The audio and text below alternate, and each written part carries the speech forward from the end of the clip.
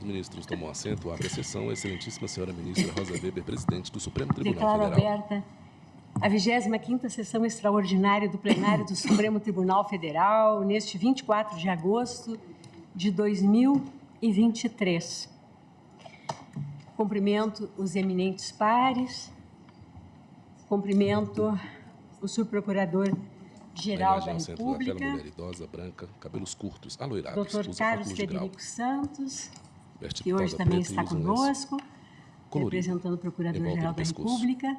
Cumprimento as senhoras e senhores advogados, as senhoras e senhores servidores, e faço o registro, desde logo, da presença no recinto, no plenário, de estudantes de direito das seguintes instituições de ensino: o Centro Universitário de Patos de Minas, Unipam, aqui à esquerda, e a Pontifícia Universidade Católica de São Paulo, aqui à direita.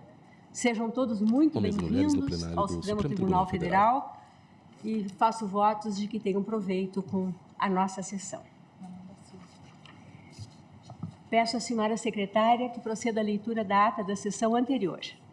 Ata da 24ª sessão ordinária do plenário do Supremo Tribunal Federal, realizada em 23 de agosto de 2023. Presidência da senhora ministra Rosa Weber, presentes da sessão os senhores ministros Gilmar Mendes, Carmen Lúcia, Dias Toffoli, Luiz Fux, Roberto Barroso, Edson Fachin, Alexandre de Moraes, Nunes Marques, André Mendonça e Cristiano Zanin.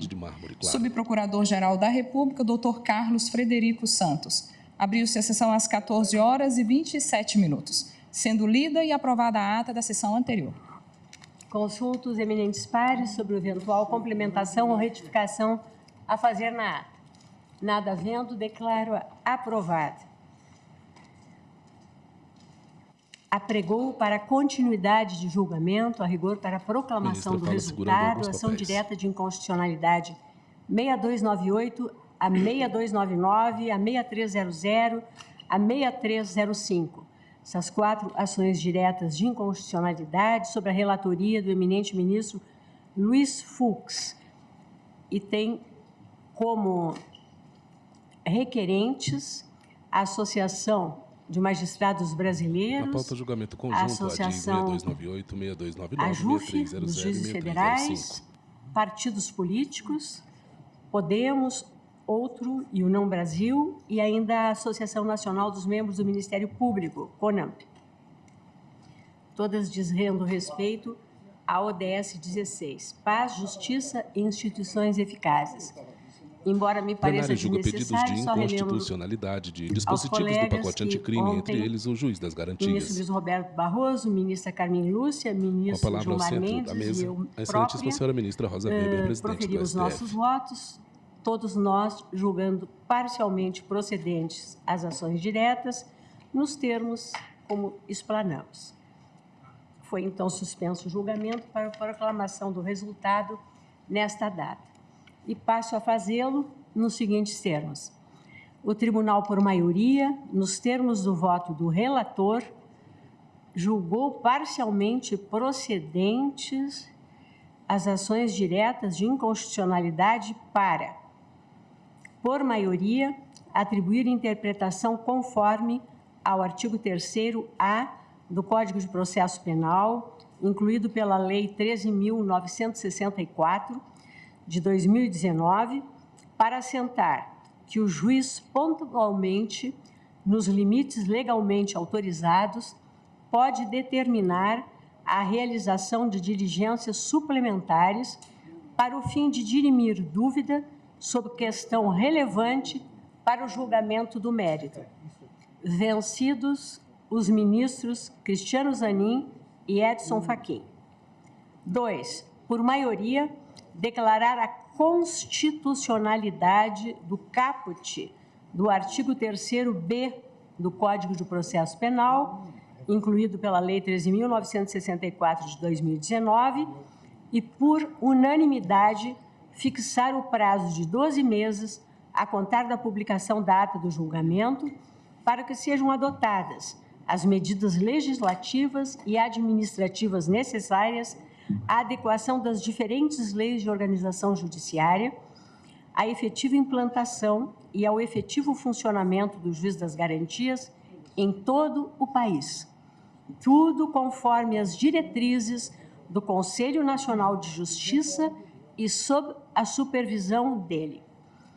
Esse prazo poderá ser prorrogado uma única vez, por no máximo 12 meses, devendo a devida justificativa ser apresentada em procedimento realizado junto ao Conselho Nacional de Justiça, vencido apenas quanto à inconstitucionalidade formal o relator, que entendia competir às leis de organização judiciária à sua instituição.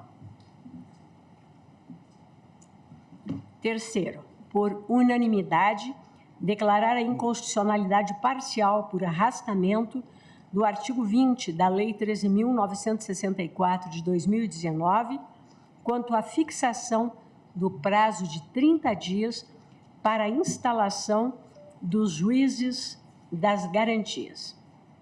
4. Por unanimidade, atribuir interpretação conforme aos incisos 4, 8 e 9 do artigo 3º-B do CPP, incluído pela lei, que todos agora já sabem até de cor, para que todos os atos praticados pelo Ministério Público como condutor de investigação penal se submetam ao controle judicial. Habeas corpus 89.837, relatoria do ministro Celso de Mello. E fixar o prazo de até 90 dias contados da publicação da ata do julgamento para os representantes do Ministério Público encaminharem, sob pena de nulidade, todos os PICs e outros procedimentos de investigação criminal, mesmo que tenham outra denominação, ao respectivo juiz natural, independentemente de o juiz das garantias já ter sido implementado na respectiva jurisdição. 5. Por unanimidade, atribuir interpretação conforme ao inciso 6 do artigo 3º-B do CPP, incluído pela Lei 13.964, de 2019, para prever que o exercício do contraditório será preferencialmente em audiência pública e oral. 6. Por unanimidade, atribuir interpretação conforme ao inciso 7 do artigo 3º-B do Código de Processo Penal, incluído pela Lei 13.964, de 2019, e atribuir interpretação conforme para assentar que a competência do juiz das garantias cessa com o oferecimento da denúncia. Vencido o ministro Edson Fachin. 8. Por unanimidade, atribuir interpretação conforme ao parágrafo 1º do artigo 3º-B do CPP, incluído pela Lei 13.964, de 2019, para estabelecer que o preso em flagrante ou por força de mandado de prisão provisória será encaminhado à presença do juiz das garantias no prazo de 24 horas, salvo impossibilidade fática, momento em que se realizará a audiência com a presença do Ministério Público e da Defensoria Pública ou de advogado constituído, cabendo excepcionalmente o emprego de videoconferência, mediante decisão da autoridade judiciária competente, desde que este meio seja apto à verificação da integridade do preso e à garantia de todos os seus direitos. 9. Por unanimidade, atribuir interpretação conforme ao parágrafo 2º do artigo 3º-B do CPP, incluído pela Lei 13.964, de 2019, para assentar que a. o juiz pode decidir de forma fundamentada, reconhecendo a necessidade de novas prorrogações do inquérito diante de elementos concretos e da complexidade da investigação. E B, a observância do prazo previsto em lei não implica a revogação automática da prisão preventiva, devendo o juiz competente ser instado a avaliar os motivos que a ensejaram, nos termos da ADI 6581. 10. Por unanimidade, atribuir interpretação conforme a primeira parte do caput do artigo 3º-C do CPP, incluído pela Lei 13.964 de 2019, para esclarecer que as normas relativas ao juiz das garantias não se aplicam às seguintes situações: a.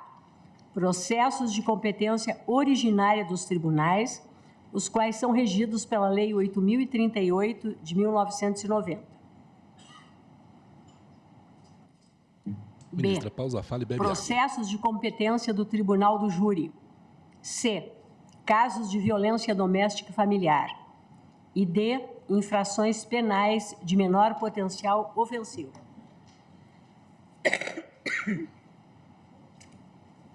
Por maioria, declarar a inconstitucionalidade da expressão, aspas, recebimento da denúncia ou queixa na forma do artigo 399 deste Código, fecho aspas, contida na segunda parte do caput do artigo 3º-C do CPP, incluído pela Lei 13.964 de 2019, e atribuir interpretação conforme para assentar que a competência do juiz das garantias cessa com o oferecimento da denúncia. Vencido o ministro Edson Fachin. 12. Por maioria, declarar a inconstitucionalidade do termo, aspas, recebida, aspas, contido no parágrafo 1º do artigo 3º-C do CPP, incluído pela Lei 13.964 de 2019, e atribuir interpretação conforme ao dispositivo para assentar que, oferecida a denúncia ou queixa, as questões pendentes serão decididas pelo juiz da instrução e julgamento. Vencido o ministro Edson Fachin. 13. Por maioria, declarar a inconstitucionalidade do termo, aspas, recebimento, fecho aspas, contido no parágrafo 2º do artigo 3º-C do CPP, incluído pela Lei 13.964 de 2019, e atribuir interpretação conforme ao dispositivo para assentar que, após o oferecimento da denúncia ou queixa, o juiz da instrução e julgamento deverá reexaminar a necessidade das medidas cautelares em curso no prazo máximo de 10 dias, vencido o ministro Edson Fachin. 14. Por unanimidade, declarar a inconstitucionalidade, com redução de texto, dos parágrafos 3º e 4º do artigo 3º-C do CPP, incluídos pela Lei 13.964 de 2019, e atribuir interpretação conforme para entender que os autos que compõem as matérias de competência do juiz das garantias serão remetidos ao juiz da instrução e julgamento. 15. Por unanimidade, declarar a inconstitucionalidade do caput do artigo 3D do CPP, incluído pela Lei 13.964 de 2019. 16. Por unanimidade, declarar a inconstitucionalidade formal do parágrafo único do artigo 3º-D do CPP, incluído pela Lei 13.964 de 2019. 17. Por unanimidade, atribuir interpretação conforme ao artigo 3º-E do CPP, incluído pela Lei 13.964 de 2019, para assentar que que o juiz das garantias será investido e não designado, conforme as normas de organização judiciária da União, dos Estados e do Distrito Federal, observando critérios objetivos a serem periodicamente divulgados pelo respectivo tribunal.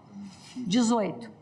Por unanimidade, declarar a constitucionalidade do caput do artigo 3º-F do CPP, incluído pela Lei 13.964, de 2019. 19. Por unanimidade, atribuir interpretação conforme ao parágrafo único do artigo 3º-F do CPP, incluído pela Lei 13.964, de 2019, para assentar que a divulgação de informações sobre a realização da prisão e a identidade do preso pelas autoridades policiais, Ministério Público e magistratura deve assegurar a efetividade da persecução penal, o direito à informação e a dignidade da pessoa submetida à prisão. 20. Por maioria, atribuir interpretação conforme ao caput do artigo 28 do CPP, alterado pela Lei 3.964, de 2019, para assentar que, ao se manifestar pelo arquivamento do inquérito policial ou dos quaisquer elementos informativos da mesma natureza, o órgão do Ministério Público submeterá a sua manifestação ao juiz competente e comunicará à vítima, ao investigado e à autoridade policial, podendo encaminhar os autos para o Procurador-Geral ou para a instância de revisão ministerial, quando houver, para fins de homologação, na forma da lei, vencido o ministro Alexandre de Moraes. Presidente. Pois não? Eu gostaria de fazer duas observações em relação a esse item. A primeira... Imagem aberta à vista dos ministros em plenário. Submeterá sua manifestação ao juiz competente e comunicará à vítima, ao investigado, à autoridade policial, podendo encaminhar os autos para o Procurador-Geral ou para a instância de revisão, quando insistir, para fim de homologação na forma da lei. Não ficou constando aqui, o que todos, me parece, concordaram, é que a vítima pode recorrer. Nós discutimos isso. A entrega para a vítima... Não, sim, mas eu acho que precisaria constar aqui, porque a vítima será intimada e ela pode recorrer. Aqui, na forma como está o texto, não consta isso. Na verdade... Me parece que só essa complementação, porque foi bem discutido isso, acho que todos concordaram. Até foi colocado que, no caso de vítimas indeterminadas, a AGU poderia recorrer, a Procuradoria-Geral do Estado poderia recorrer. Não, sim, mas se nós estamos dando uma interpretação conforme, aqui nós estamos reanalisando o texto, acho que seria importante constar. Conforme, ontem ainda questionei Vossa Excelência com relação ao caput do artigo 28, sabendo se Vossa Excelência ficaria mesmo vencido. Então, eu até acho que Vossa Excelência fica vencido em parte. Então, essa seria a minha segunda observação, porque eu concordo com tudo, eu colocaria, se Vossa Excelência me permite, vencido parcialmente o ministro Alexandre, que incluía a revisão automática em algumas hipóteses. Sem problema, isso aqui foi um consenso. Me perdoe pela ordem, senhora presidente. Pois não, ministro André. Ministro Alexandre, salvo o melhor juízo, o parágrafo 1º, a redação dele já autorizaria pedidos de constitucionalidade de dispositivos do pacote anticrime, entre eles o juiz das garantias. Sim, fundamento conjunto. Sim, mas para evitar depois interpretações... Com a palavra o ministro Alexandre de Moraes. Como eu disse, na prática, hoje existe essa previsão em todos os arquivamentos de segunda instância, quando o Procurador-Geral de Justiça arquiva, e a eficácia é zero. Então, acho que seria importante deixar consignado. Só uma sugestão, e a segunda é exatamente em relação ao meu posicionamento. Então, nós vamos acrescentar. vencido em parte o ministro Alexandre, que incluía a revisão automática. Incluía a revisão automática. Em outras hipóteses, porque daí no meu voto eu estou, para não ficar muito longo, né? Perfeito. Em outras hipóteses. E a questão do recurso está no parágrafo 1º, que o parágrafo 1º, ele estabelece que se a vítima ou seu representante legal não concordar com o arquivamento do inquérito policial, poderá, no prazo de 30 dias do recebimento da comunicação, submeter a matéria à revisão da instância competente do órgão ministerial, conforme dispuser a respectiva lei orgânica. Acho que nós não pusemos exatamente. E existe um dispositivo que não foi impugnado, por isso que nós não tratamos dele, que diz que a advocacia pública poderá fazê-lo também. É que esse dispositivo nós não tratamos aqui porque ele não foi impugnado. Eu entendo, ministro. O único problema, assim, eu insisto, é que no item 20 e no 21, nós tratamos do artigo 28 por inteiro. Então, no 20, nós tratamos do caput e no 21 do parágrafo 1º. Nem no 20 nem no 21, na nossa interpretação conforme, está que a vítima pode recorrer. Mas no parágrafo 1º. Sim, mas está na lei. Só que nós estamos interpretando o parágrafo 1º no artigo 28, no item 21. E também não estamos dizendo isso da vítima. Então, talvez seja o caso de completar no 21. Para assentar que, além da vítima poder recorrer, então poderia, talvez... A interpretação é exatamente essa. Ficaria melhor assim, ministro? Para assentar que a autoridade judicial competente também, esse também quer dizer que as outras que estão previstas lá... Então, talvez pudesse colocar, para assentar que, além do recurso da vítima, a autoridade judicial competente também poderá submeter a matéria à revisão. Talvez que além da vítima... Vou explicar a nossa preocupação qual foi. Como nós estamos por arrastamento declarando parcialmente procedente o 20, por quê? Porque essa lei é enorme, ela mexe com vários outros dispositivos. Então, por essa razão, o 20 se limitou aos dispositivos impugnados. Nós não limitamos aos dispositivos impugnados. Eu não discordo nisso, Fux. O que acontece é, amanhã na prática, as pessoas, os órgãos começam a olhar a nossa decisão. E vão olhar como o Supremo interpretou o parágrafo 1º do artigo 28. Por unanimidade, atribuiu interpretação conforme ao parágrafo 1º do artigo 28, incluído pela lei tal, para assentar que a autoridade judicial competente também poderá submeter a matéria à revisão da instância competente. Se incluir só para assentar que, além do recurso da vítima, a gente não deixa nenhuma dúvida. A minha sugestão, então, seria, se me permite... Eu acho que a inclusão do ministro Alexandre não prejudica. Eu sugeriria, então... Mas não prejudica. Senhora presidente, a seguinte redação. Para o item 21, que ainda Vossa Excelência não tinha chegado a ele.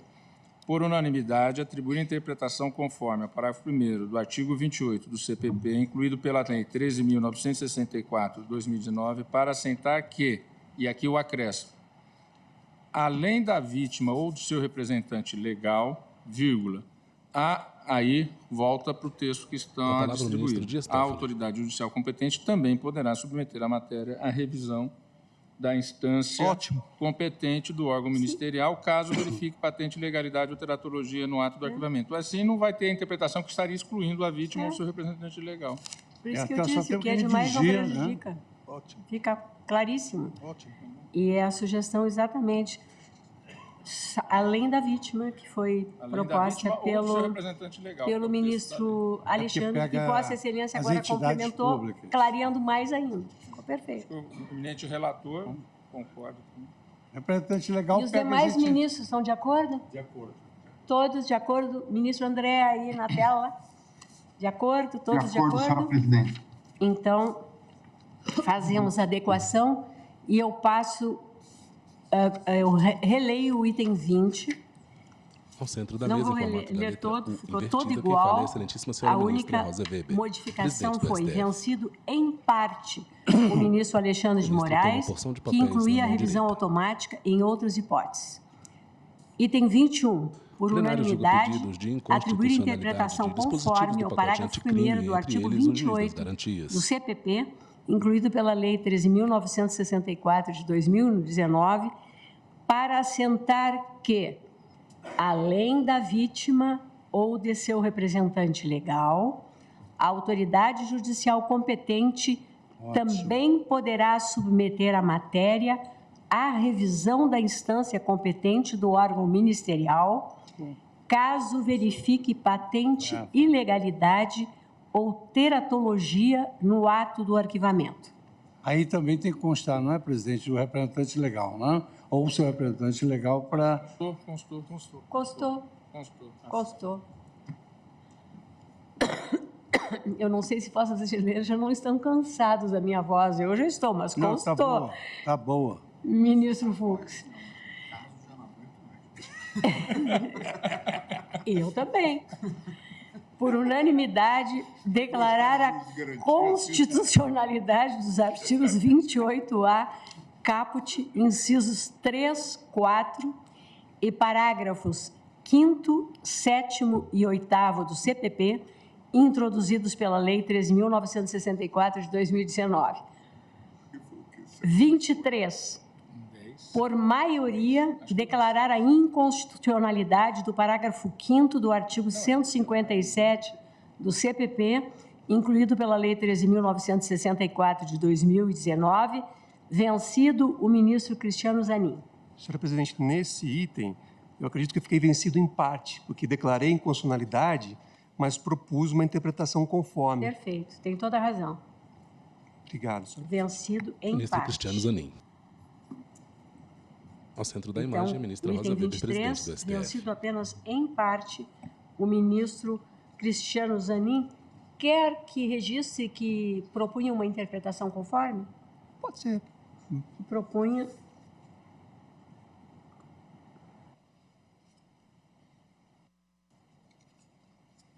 Interpretação conforme, aí, com o voto de Vossa Excelência depois, certo? Obrigado, Conforme. presidente. 24. Por unanimidade, atribuir interpretação conforme ao caput do artigo 310 do CPP, alterado pela Lei 13.964 de 2019, para assentar que o juiz, em caso de urgência e se o meio se revelar idôneo, poderá realizar audiência de custódia por videoconferência. Ou seja, apenas em caso de urgência e se o meio se revelar idôneo. Item 25.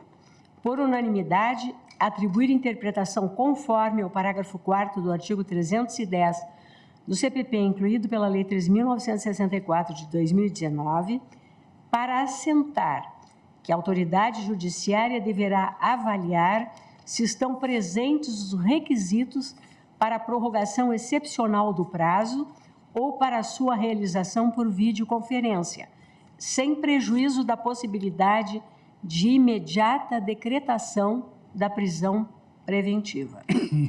26. Por unanimidade, fixar a seguinte regra de transição: quanto às ações penais já instauradas no momento da efetiva implementação do juiz das garantias pelos tribunais, a eficácia da lei não acarretará qualquer modificação do juízo competente. Na pauta, julgamento conjunto, ADIs 6298, 6299, 6300 Questiono os e eminentes pares, a 6305. começar pelo eminente relator. De acordo. Todos de acordo com a proclamação? De acordo. Então, agradeço. Julgamento encerrado. Senhora presidente, Perdão. A questão da lavratura do acordo. Na verdade, nós temos o ministro Fux vencido num item. Então, pelo regimento, passaríamos a redação do acórdão para o ministro que tivesse apresentado a primeira divergência, e que não tivesse ficado vencido em nada.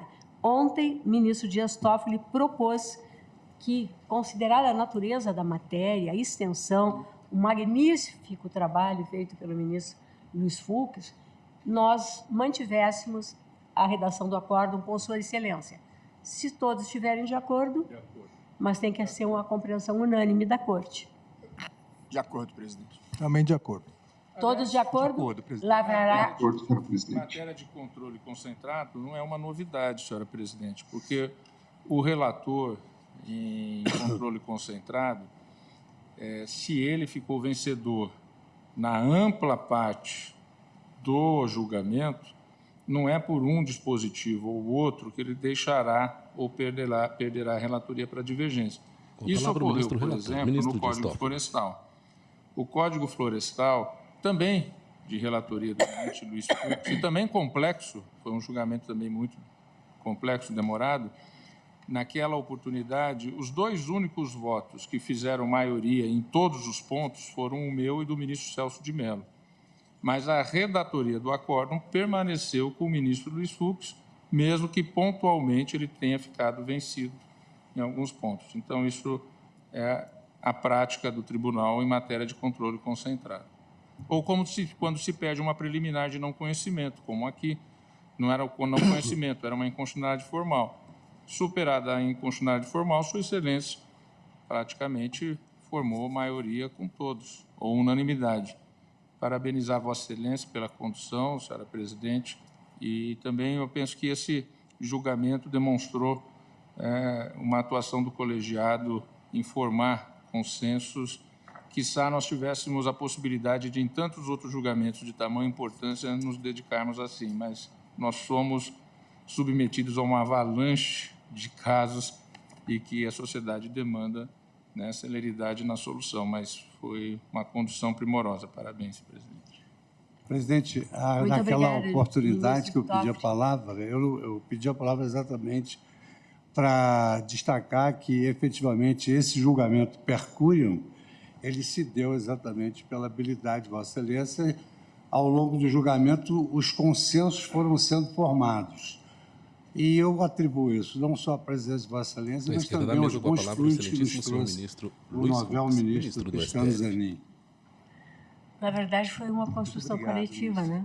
Muito bonita. Foi um julgamento per curiam. Faço votos que o plenário continue, né, em outros temas tão importantes quanto este, sobretudo, chegar a esse tipo de julgamento. Pois não, ministro Gilmar? Também, presidente, só para registrar com alegria a conclusão desse julgamento e felicitá-la por essa belíssima condução. Eu perguntava aqui ao ministro Toffoli quanto tempo nós dedicamos a isso, mas já faz mais de um mês. Gostamos muito do tema, né? Começou em junho e chegamos até agora já, no final de agosto. Mas também eu queria aproveitar a oportunidade para registrar também a belíssima gestão que Vossa Excelência fez. Eu não me canso de repetir, que tem feito à frente do Supremo Tribunal Federal, e a sábia resolução que Vossa Excelência aprovou e conduziu, encerrando esse capítulo, tanto das questões da vista como as questões das liminares, fazendo com que todos os processos, inclusive aqueles anteriores à resolução, fossem postos em pauta. Essa também é uma vitória que se concretiza neste caso específico. Agradeço, ministro Gilmar, as palavras de Vossa Excelência, mas todos sabemos que, inclusive, a nossa reforma regimental foi fruto de uma construção coletiva. Ali todos já estávamos empenhados, né, em equacionar algumas dificuldades que nós estávamos enfrentando, que estavam fazendo que alguns julgamentos se perdessem no tempo. Então, o julgamento, agora sim, está encerrado com a lavratura do acórdão pelo ministro Luiz Fux.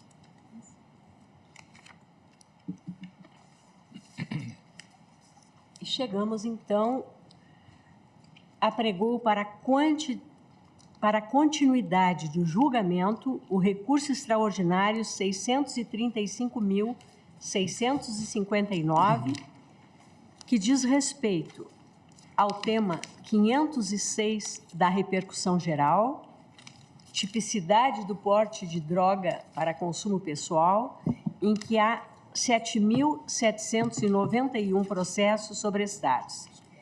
Esse recurso extraordinário provém de São Paulo, ele corre sob a relatoria do ministro Gilmar Mendes que já proferiu Imagem aberta, movimentação de servidores no que plenário do após Supremo Tribunal Federal. a solução de uma questão de ordem, ele proferiu pelo tribunal, proferiu o seu voto.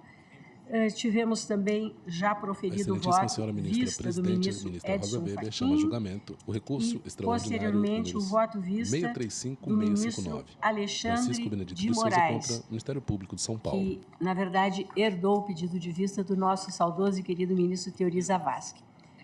Hoje nós damos continuidade ao julgamento. O ministro Luiz Roberto, eu já disse, né? Ministro Edson Fachin, ministro Luiz Roberto, também já votou. Também já proferiu o voto. Hoje damos continuidade ao julgamento com o voto do ministro Cristiano Zanin, que está com a palavra. Movimento, senhora presidente. Pois não? Se você me permitisse, Pela ordem. Pois não. Pois não. eu gostaria de fazer breves considerações sobre a temática, tendo em vista o debate que se travou a partir do voto do ministro Alexandre de Moraes. Se o ministro Zanin não tivesse objeções. Claro, por gentileza. Eu vou, então, tentar ser mais rápido. Como já se viu, cuida-se de recurso extraordinário submetido à sistemática da repercussão geral, interposto contra acórdão do Colégio Recursal, que afastou a arguição de inconstitucionalidade do artigo 28 da Lei 11.343. O julgamento deste tema de repercussão geral teve início, como já falamos, em 19/8/2015, oportunidade em que, após a realização de sustentações orais das partes e dos amici curiae admitidos nos autos, encaminhei voto pelo provimento ao recurso extraordinário. Ao mesmo tempo, submeti ao colegiado uma proposta de tese que conciliava a proibição do porte de entorpecentes para uso pessoal, legítima opção política do Congresso Nacional, com a necessidade de evitar a estigmatização do usuário, prestigiando os objetivos estabelecidos pelo próprio legislador no Sistema Nacional de Políticas sobre Drogas em relação a esse público vulnerável. O evento foi objeto de muita desinformação, potencializada pelas disputas ideológicas e moralismos que orbitam essa delicada controvérsia. À medida que os demais votos foram proferidos pelos eminentes pares, graçaram críticas absolutamente infundadas ao posicionamento do tribunal, como se a proposta apresentada representasse um aceno do Poder Judiciário à liberação das drogas ou um salvo-conduto para o uso indiscriminado em vias públicas de substâncias psicotrópicas. Quem Gilmar faz Mendes, esse ministro tipo do STF. de declaração certamente não compreende as diferentes propostas submetidas ao escrutínio da Corte, ou não se deu ao trabalho de acompanhar os debates orais realizados ao longo da sessão do julgamento. Julgamento sobre Na discriminação ocasião, do porte de realmente drogas para reconheci a uso pessoal. inconstitucionalidade da abordagem criminal do tema a partir do tipo penal estabelecido no artigo 28 da Lei 11.343, por inibir a busca de tratamento terapêutico ao estigmatizar o usuário e o serviço de atenção e de reinserção social. Ao mesmo tempo, adverti que não há um direito a drogar-se e a permanecer drogado, bem como que há matizes que exigem, inclusive, intervenção estatal. Pessoas que usam a droga e surtam, pessoas que se tornam agressivas e tendem a cometer crimes. Por isso, afirmei que o Estado não deve ser ausente nessa relação e que o argumento da autonomia privada e da autodeterminação não pode significar um direito a usar indiscriminadamente estupefacientes. A mais, como bem salientado no bem lançado voto do ministro Alexandre de Moraes, não se discute aqui o tratamento jurídico do tráfico ilícito de entorpecentes, cuja criminalização decorre de determinação constitucional expressa. Quem comercializa, distribui e expõe a venda de substâncias entorpecentes pratica crime inafiançável e insuscetível de graça e anistia, incidindo nas penas do artigo 33 da Lei 11.343, que variam de 5 a 15 anos de reclusão. Qualquer avanço em relação à ampla legalização, pura e simples, de determinadas drogas, se insere no domínio das instâncias legislativas e não da jurisdição constitucional. E aqui, inclusive, legislativas constitucionais, se fosse possível. Bem vistas as coisas, nota-se que não houve um gesto do tribunal em direção, em nenhum momento, à liberação de entorpecentes, nem mesmo qualquer espécie de avanço indevido sobre as competências do Congresso Nacional quanto ao reconhecimento do caráter ilícito do porte de drogas, ainda que para consumo próprio. Cogita-se apenas a possibilidade de ablação da repercussão criminal da conduta sem prejuízo da apreensão da droga e da aplicação das penalidades previstas nos incisos 1 e 3 do artigo 28 em procedimento de natureza não penal. O que se busca, como se sabe, é uma solução eficaz e constitucionalmente adequada para o enfrentamento desse grave drama social, com o deslocamento dos esforços do campo penal para o da saúde pública. Na linha do que ocorreu em Portugal, e isso foi muito enfatizado no meu voto, é necessário associar a aplicação de sanções administrativas ao acolhimento do usuário dependente de drogas, mediante oferecimento de atenção especializada, sem afastá-lo da convivência social ou pior, estigmatizá-lo a partir de rotulagem criminal. Todos nós sabemos das consequências de um indiciamento ou, eventualmente, de um processo Ministro, pausa, fala e bebe água. Criminal com essa tipologia, tráfico de drogas. O presente julgamento expõe a exata dimensão do problema, ao mesmo tempo que oferece uma auspiciosa oportunidade para a promoção de um diálogo institucional entre Congresso Nacional, Poder Executivo e Poder Judiciário. É bom que se diga, presidente. Focado na necessidade da construção de um marco regulatório eficaz para o enfrentamento ao uso indevido de substâncias entorpecentes.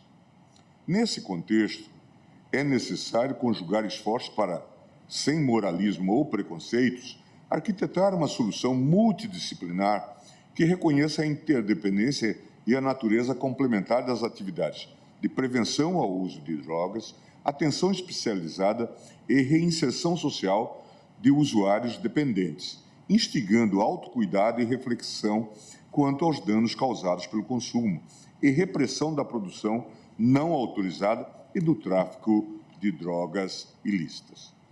Nesse sentido, rememoro o alcance da proposta que defendi em agosto de 2015, na qualidade de relator do recurso extraordinário. E dizia, então, declaração de inconstitucionalidade sem redução de texto, do artigo 28, caput, incisos 1 e 3, e dos parágrafos 1º, 2º, 3º, 4º e 6º da Lei 11.343. Sustentei, contudo, a possibilidade de aplicação das medidas previstas nos incisos 1, advertência sobre os efeitos das drogas, e 3, medida educativa de comparecimento a programa ou curso executivo, desde que a incidência da norma não acarrete consequências criminais. Declaração de inconstitucionalidade com redução de texto, este, do inciso 2 e do parágrafo 5º, prestação de serviços à comunidade, do artigo 28, tendo em conta tratar-se de sanção tipicamente penal. Atribuição por dependência lógica de interpretação conforme ao artigo 48, parágrafos 1º e 2º da Lei 11.343, no sentido de que, tratando-se de conduta prevista no artigo 28 da referida lei, posse de drogas para uso pessoal, o autor do fato será apenas notificado a comparecer em juízo, sendo vedada a instauração de qualquer procedimento de natureza penal perante os juizados especiais criminais.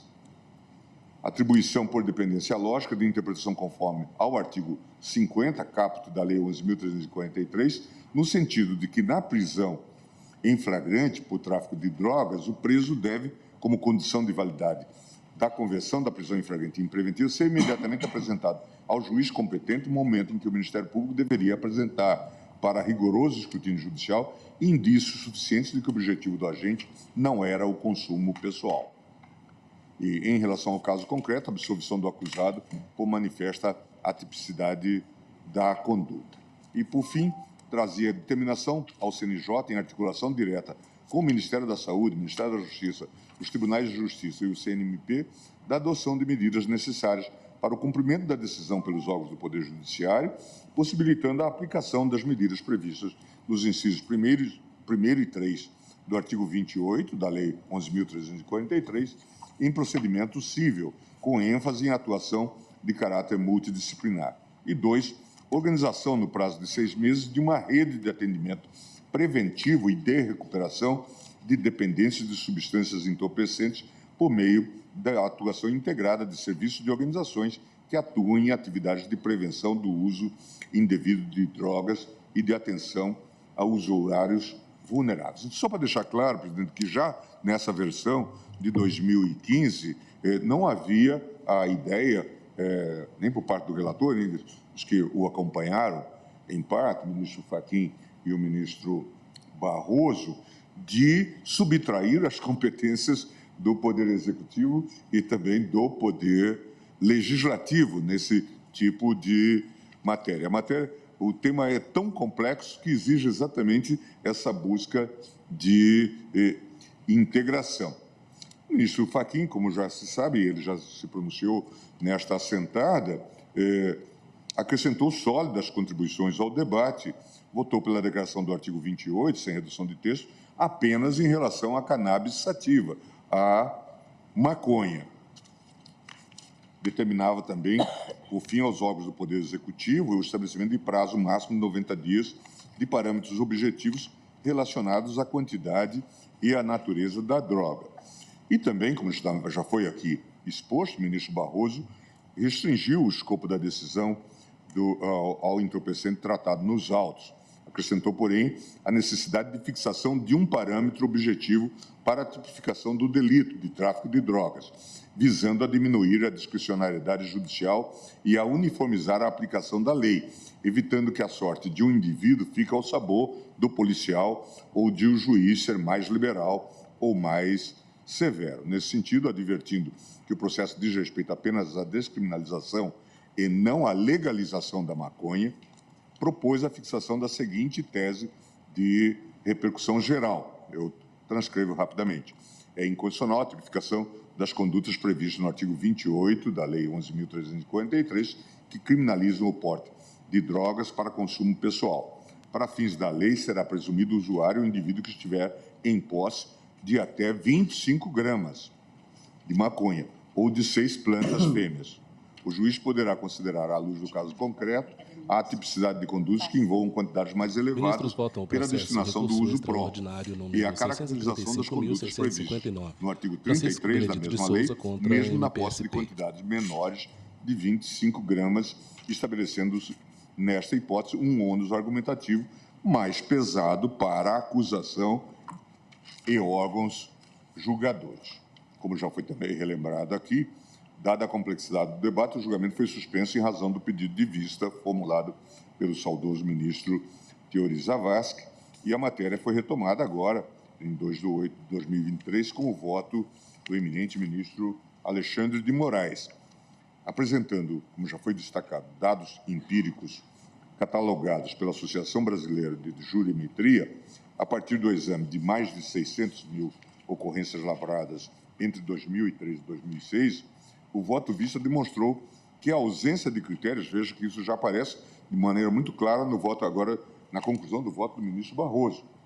Mas, apresentando dados empíricos catalogados pela Associação Brasileira de Jurimetria, a partir do exame de mais de 600 mil ocorrências lavradas entre 2003 e 2017, julgamento sobre descriminalização do porte de drogas que a ausência para de uso critérios objetivos pessoal para a tipificação da traficância produz seletividade penal, fazendo com que os jovens, em especial negros, pretos e pardos, analfabetos, sejam tratados com muito mais rigor do que os maiores de 30 anos, brancos Vista e dinâmica do portadores plenário do Supremo de curso Tribunal superior. Federal. Em homenagem ao Vista dos princípio de ministros isonomia, em plenário. sustentou Com a palavra, o a excelentíssimo senhor necessidade ministro de fixação Gilmar Mendes. de critérios quantitativos tangíveis para a tipificação do delito de tráfico de drogas, presumindo-se o usuário quem adquirir, guardar, tiver em depósito, transportar ou trouxer consigo uma faixa fixada entre 25 e 60 gramas de maconha ou 6 plantas fêmeas, dependendo da escolha mais próxima do tratamento atual dado aos homens brancos maiores de 30 anos e com nível superior.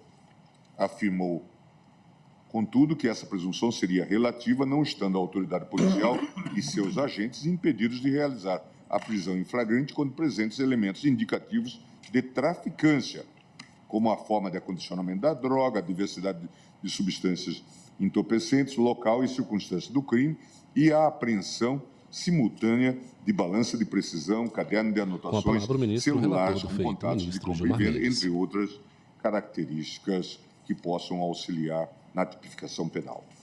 Dadas as diferentes compreensões manifestadas em plenário, reflexo da sensibilidade da matéria, e foi por isso, presidente, que solicitei o adiamento da sessão de julgamento com o propósito de construir uma tese que, na medida do possível, consiga expressar o entendimento do tribunal como um todo, como agora fizemos, inclusive, neste caso do juiz de garantia e temos feito em outros casos, naquilo que eu já havia brincado com o ministro Fachin, que nós fôssemos devagar adotando um modelo per curiam, agora já falado pelo ministro relator do juiz de garantia, o ministro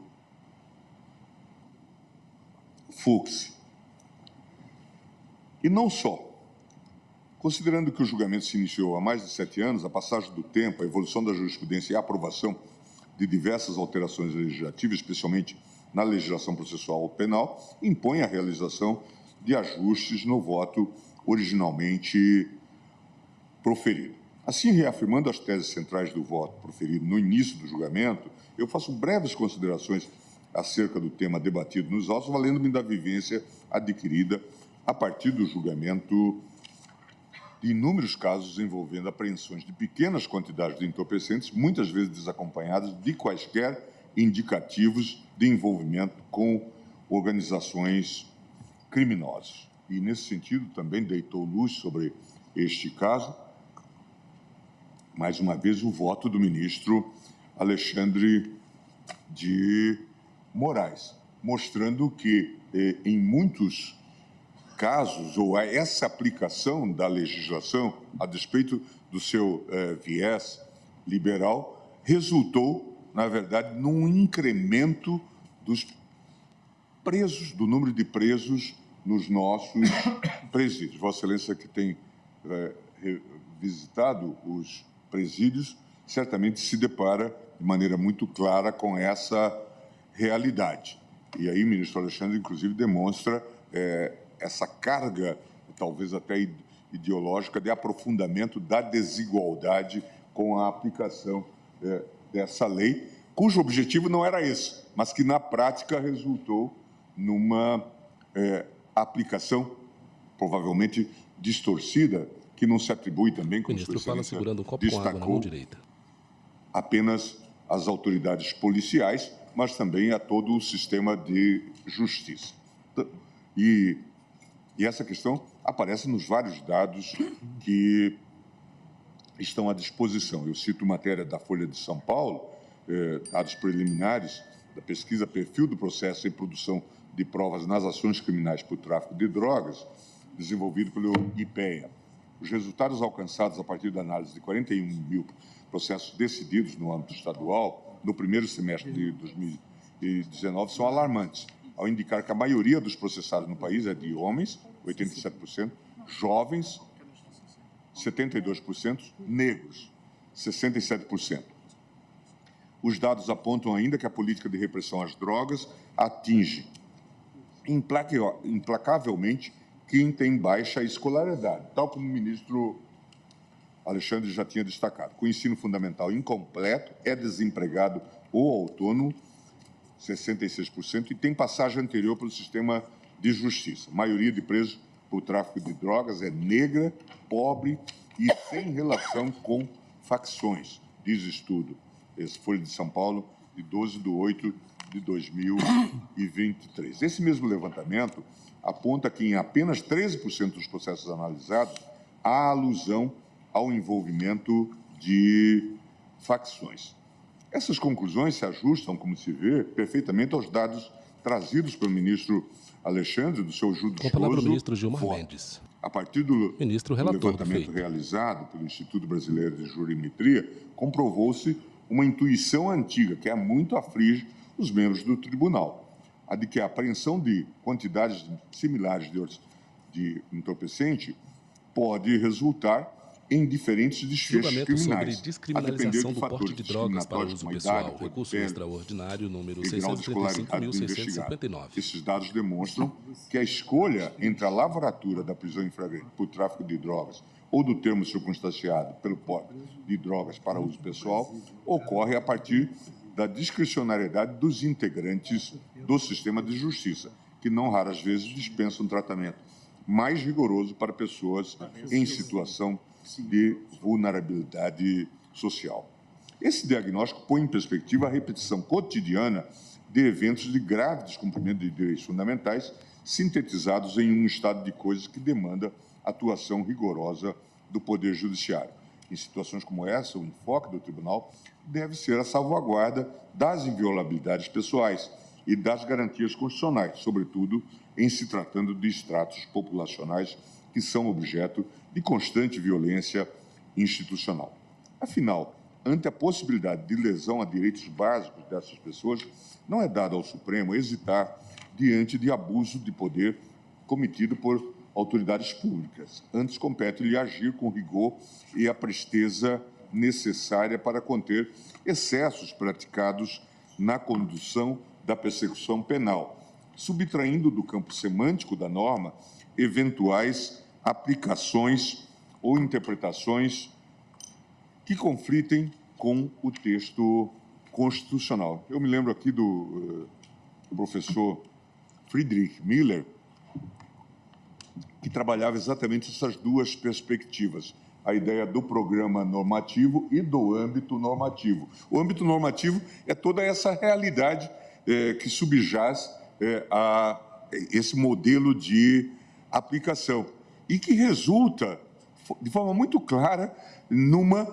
aplicação inconstitucional, talvez até de um programa normativo que fosse de feição muito mais respeitosa dos direitos e da Constituição. Ao defender a atuação firme do Poder Judiciário para a preservação da integridade do texto constitucional, nosso amigo, professor Dieter Green, ensina que um tribunal constitucional que se esquiva de casos políticos trai a sua missão. Não existe jurisdição constitucional apolítica. Quem não aceita que uma decisão democraticamente adotada submeta-se a exame de constitucionalidade pelo Judiciário terá que rejeitar a jurisdição constitucional como um todo e também precisa estar preparado para pagar o preço da irrelevância prática da Constituição no jogo político. O direito constitucional não se impõe sozinho e, quando o seu cumprimento é confiado àqueles aos quais ele se dirige, é o direito que quase sempre fica em desvantagem, referindo-se à solução de, eventualmente, o próprio parlamento, que decide sobre a lei, também ser o juiz ou a Corte Constitucional em substituição. Em linha com esse objetivo, eu assento, então, essas... Ministros votam o processo recurso extraordinário número 635.659. Ministro relator é o excelentíssimo senhor ministro Gilmar Mendes, ministro decano do Supremo Tribunal Federal. De identificar fundamentos mutuamente compartilhados em relação ao objeto. E, desde logo, antecipando um pouco as minhas considerações, presidente, eu digo que também aceito a proposta de restrição da tese da repercussão geral ao objeto tratado nos autos do recurso extraordinário, tendo em vista esse espírito de produção. Só por isso. Hein?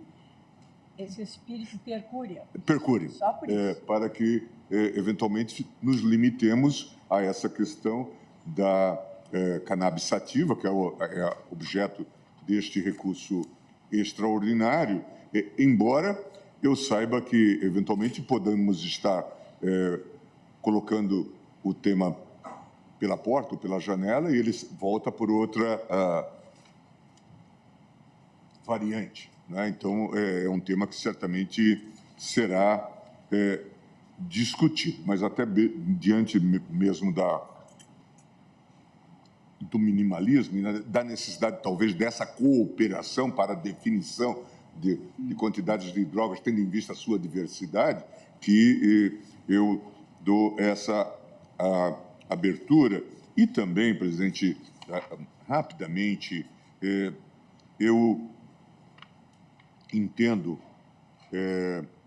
que é fundamental que se faça essa diferenciação, e esse foi o debate, inclusive, enfaticamente trazido agora pelo ministro Alexandre de Moraes, que se busquem parâmetros objetivos para a distinção entre usuário e traficante. E, claro, também aqui nós temos perplexidades. E eu também, embora inicialmente tenha... Na pauta, recurso extraordinário número imaginado, 65659, Francisco trouxe de Souza a contra o ideia Ministério de Público de São Paulo. confiar a uma entidade...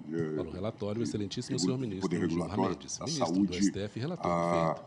fixação de quantidade, mas nós temos muitos processos em andamento, nós temos os impactos todos os dias dessas questões, de modo que eu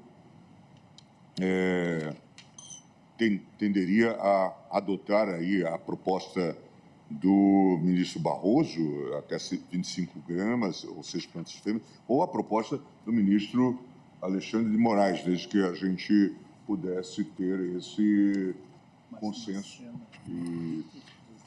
Ministro Gilmar, se me permite, eu coloquei essa avaliação de 25 a 60 porque, como Vossa Excelência bem lembrou hoje, em relação ao negro jovem analfabeto, com 25 já seria tráfico. Em relação ao branco com mais de 30 anos, com curso superior, só 60 seria tráfico, 59,5. Então, acho que se a própria polícia considera que só acima de 59 para brancos, a polícia e a justiça, né? É importante sempre colocar isso, porque isso foi sendo criado polícia, Ministério Público e justiça. Então, aparato judicial. É isso, eu ficaria com 60 gramas. Ministro Gilmar e presidente, se me permitem, na sessão, quando começamos o julgamento, a proposta do meu voto era 100 gramas. Porque com isso... Nenhuma? 100 com C. 100 gramas. E a minha ideia era basicamente, e com isso nós eliminaríamos as reiteradas prisões de réus primários e de bons antecedentes nas comunidades. Com a palavra, o excelentíssimo senhor ministro Luiz Roberto Barroso, vice-presidente do STF. Política de combate às drogas. Na ocasião, o ministro Celso de Mello, esse é um órgão colegiado e, portanto, a gente tenta construir soluções conjuntamente, ele disse que acompanharia se nós propuséssemos o modelo de Portugal, que era 25 gramas. E, portanto, tentando buscar essa maioria, pelo menos, eu propus 25 gramas. Mas para nós enfrentarmos o problema realmente do hiperencarceramento de jovens, eu acho que a gente precisa aumentar em relação às 25 gramas. A minha visão, presidente, ministro Gilmar, me permita só um breve comentário. Eu acho e tenho certeza que todos nós aqui achamos que as drogas ilícitas são uma coisa ruim e que, portanto, nós devemos trabalhar para evitar o consumo de drogas. Vou deixar claro que a posição do Supremo, ao tentar encontrar um caminho para lidar com esse problema, não é de apoio ao consumo de drogas, antes pelo contrário. Nós estamos pensando a melhor forma de enfrentar. Para quem acha que deve legalizar, há um caminho, mas não é disso que nós estamos falando. E para quem acha que é importante reprimir, há outro caminho, que certamente não é o de prender menino pobre de periferia. O caminho seria, acho que estamos todos de acordo, monitorar grandes carregamentos, seguir o dinheiro e policiar a fronteira, de modo que o que nós fazemos não funciona. Então, ministro Gilmar, eu estaria disposto, certamente, a elevar as 25 gramas que eu havia proposto como uma possibilidade de consenso ou de maioria.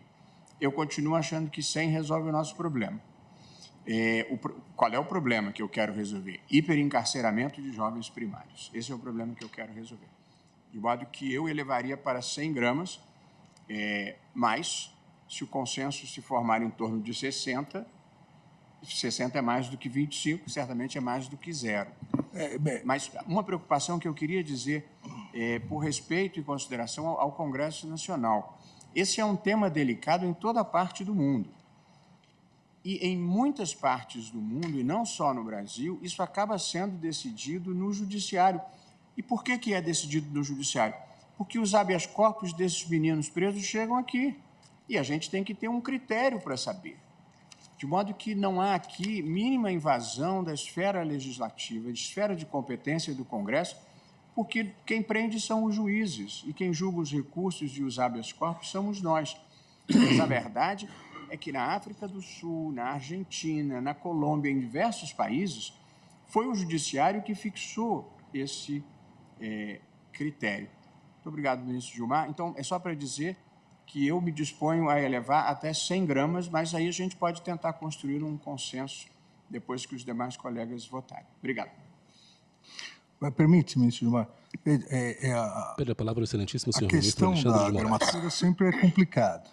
É por isso que me parece que se nós fixarmos um critério que já é fixado pela própria polícia, Ministério Público e Poder Judiciário para determinada camada da sociedade, ou seja, os 59,5 gramas, nós estaríamos seguindo um critério já realizado, eu não diria em alguns, em milhares de boletins de ocorrência. Por isso, julgamento sobre descriminalização do porte de drogas para uso pessoal. É o que eles praticam na Espanha e dizem que com sucesso.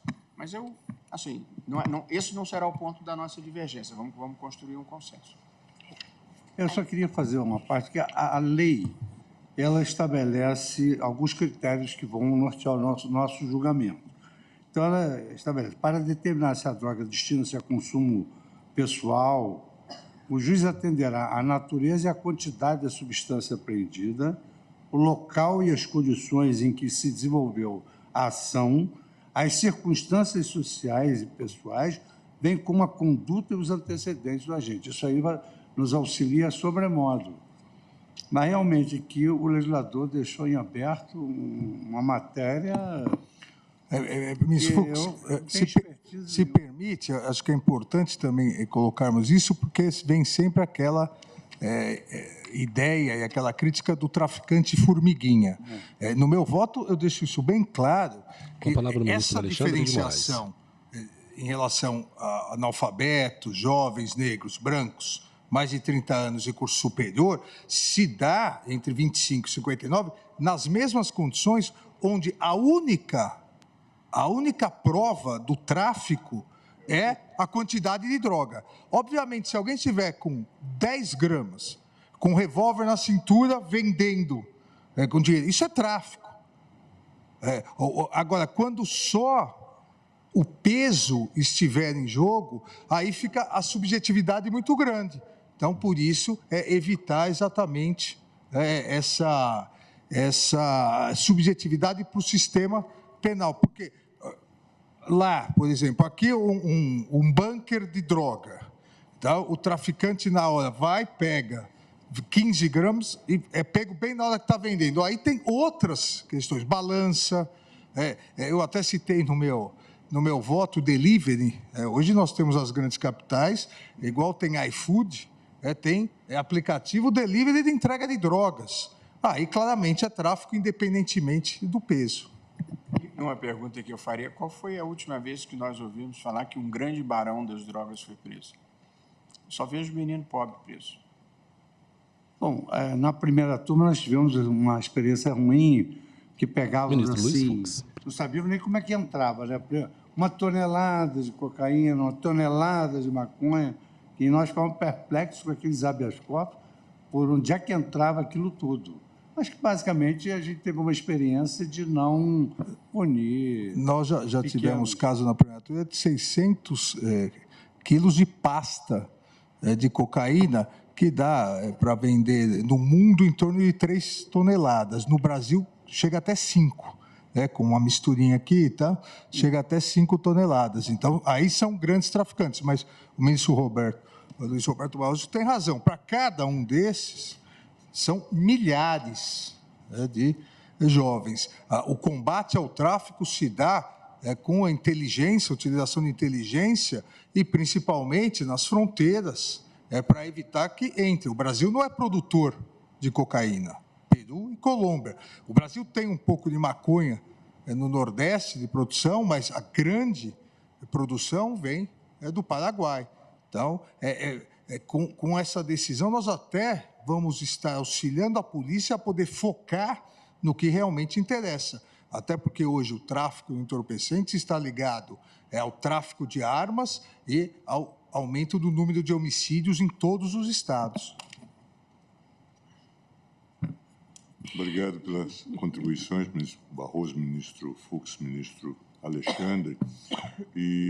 Mas eu queria, então, encaminhando para o final e pedindo desculpas pela interrupção, presidente, dizer que, a despeito dos preconceitos que orbitam o tema, é certo que o propósito central de qualquer política moderna de enfrentamento às drogas deve ser a mitigação das consequências sociais negativas decorrentes do consumo de drogas psicoativas legais ou ilegais. De novo, vem essa pesquisa trazida pelo ministro Alexandre.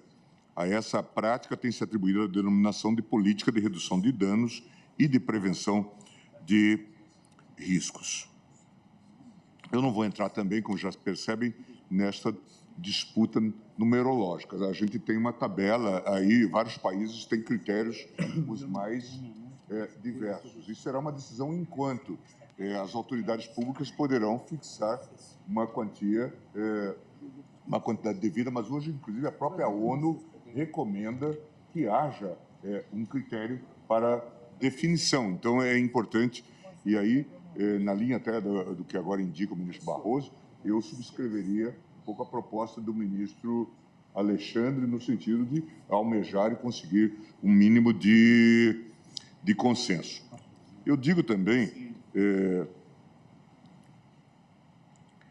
e deixo bem claro, que as razões que me conduziram a essa conclusão decorrem da constatação de que a natureza penal na pauta, recurso extraordinário número 635659, Francisco Benedito de Souza contra o Ministério Público de São Paulo. Da Lei 11.343, com a palavra, ministro relator, aprofunda a estigmatização do usuário e do dependente, ofuscando as políticas de prevenção, atenção especializada e tratamento expressamente definidas no Sistema Nacional de Política sobre Drogas. Há, sem dúvida, limites explícitos e implícitos que devem ser observados pelo legislador na edição de normas penais incriminadoras.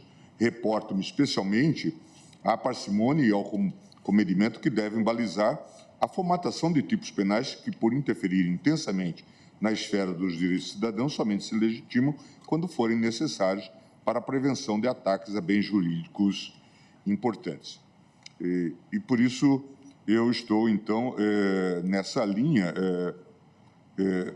dizendo que defendi que a tipificação penal do artigo 28 da Lei 11.343 afronta o postulado constitucional da proporcionalidade por se tratar de conduta cuja lesividade se restringe à esfera pessoal do próprio usuário, de um crime de perigo abstrato que tem produzido crescente estigmatização, ofuscando os principais objetivos do Sistema Nacional de Política de Drogas, quais sejam a política de redução de danos e a prevenção do uso abusivo de drogas. E por isso estou, então, votando nesse sentido, agora na linha do que já também tenho entendido os ministros Edson Fachin, Roberto Barroso e Alexandre de Moraes. E vou além, reconhecendo que a retomada deste importante julgamento inaugura oportunidade de articulação direta entre os poderes, presidente, legislativo, executivo e judiciário, para aprimoramento do marco regulatório do setor.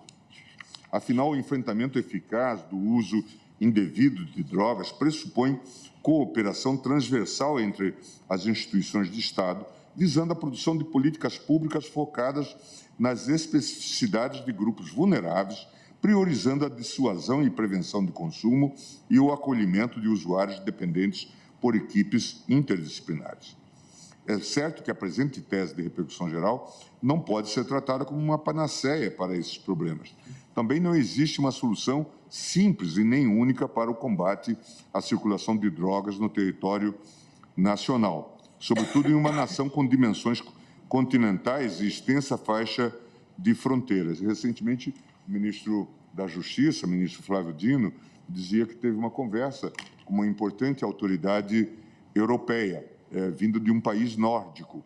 E ele, então, narrou as dificuldades, as vicissitudes do tráfico de droga em nosso país. O Brasil também é passagem para a Europa, para os Estados Unidos, desse transporte de drogas, e essa senhora, salvo engano, perguntava a ele que contribuição ela poderia dar.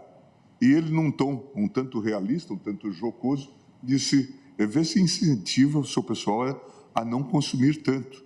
Quer dizer, a rigor, esse é um problema que também vale para as nossas realidades aqui, não é? Então tem que ser um trabalho muito mais complexo. Porém, há consenso de que as atuais estratégias não têm obtido sucesso na redução de índices de criminalidade. O expressivo aumento da população carcerária, os números nem sempre batem, mas mais de 832 mil, segundo dados publicados no 17º Anuário Brasileiro de Segurança Pública, não se fez acompanhar de bons resultados no combate ao crime organizado. E a sensação de insegurança nunca esteve tão presente e as facções criminosas expandem seus domínios. Por isso, então, eu estou dizendo que o usuário é tratado como um criminoso, um marginal, uma pessoa que oferece risco para a sociedade, nesse contexto mais amplo de criminalização. E essa estigmatização, potencializada pela formação de antecedentes criminais, estampa uma marca indelével em sua vida. Se não bastassem os efeitos nocivos causados pelo uso abusivo de narcóticos, a inserção do usuário no sistema de justiça criminal, e é só disso que se trata, importa exclusão social, redução de habilidades e potencialidades individuais e o distanciamento do mercado de trabalho formal. E pior, ofusca a perspectiva da saúde pública, que, no caso do usuário, deveria preponderar sobre a abordagem criminal. Diante desses problemas, entendo ser o caso de realizar, inclusive, um apelo aos poderes legislativo e executivo para que aprimorem as políticas públicas sobre o tratamento do usuário de drogas, deslocando o enfoque da atuação estatal do regime puramente repressivo para um modelo multidisciplinar que reconheça a interdependência e o caráter complementar das atividades de prevenção ao uso de drogas, atenção especializada em reinserção social de usuários dependentes e repressão da produção não autorizada e do tráfico ilícito de drogas. Registro que existem propostas de elevada qualidade à disposição do Parlamento, como anteprojeto da Comissão de Justiça encarregada da atualização da Lei de Entorpecentes, apresentada em 7 de fevereiro de 2019. Diante do exposto, presidente, então eu estou ressaltando a importância do debate nesse plenário, meu respeito às posições possivelmente divergentes, que sempre contribuem para o aprimoramento da jurisdição constitucional. Eu vou reajustar o voto para restringir a declaração de inconstitucionalidade a apreensões relacionadas à substância entorpecente tratada nos autos do presente recurso, bem como para incorporar os parâmetros sugeridos, acho que agora no voto do ministro Alexandre de Moraes. E, em linha com o voto proferido no início do julgamento, eu quero destacar que é válida a opção legislativa pela proibição do porte de drogas, ainda que para consumo pessoal. Só estamos falando de que não se deve tratar como crime. Não comete infração penal quem adquirir, guarda, tiver depósito, transportar ou trouxer consigo para consumo pessoal a substância cannabis sativa sem prejuízo do reconhecimento da ilicitude extrapenal da conduta com a apreensão do entorpecente e a aplicação de sanções de advertência sobre os efeitos da droga. Portanto, aqui a gente convola, na minha proposta, o artigo 28, retira o seu caráter penal e lhe dá um caráter de sanção administrativa, o 28.1, e medida educativa de comparecimento a programa ou curso educativo.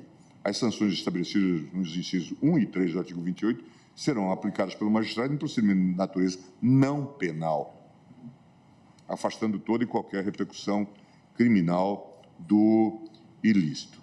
E aí eu repasso essas questões, mas não queria cansar o tribunal a propósito, mas eu acho importante é que se passe essa mensagem de que isto exige uma solução integradora e integrada, e que há de envolver tanto o poder legislativo e o poder executivo, mas também os diversos órgãos, Conselho Nacional de Justiça, Ministério da Saúde, Ministério da Justiça, tribunais e CNMP. E eu acho que é importante que o próprio Conselho Nacional de Justiça, a partir dos critérios que venhamos a fixar, o Conselho Nacional de Justiça possa, eventualmente, monitorar as situações existentes, especialmente das prisões provisórias, mas também das prisões definitivas, a partir dos critérios que venhamos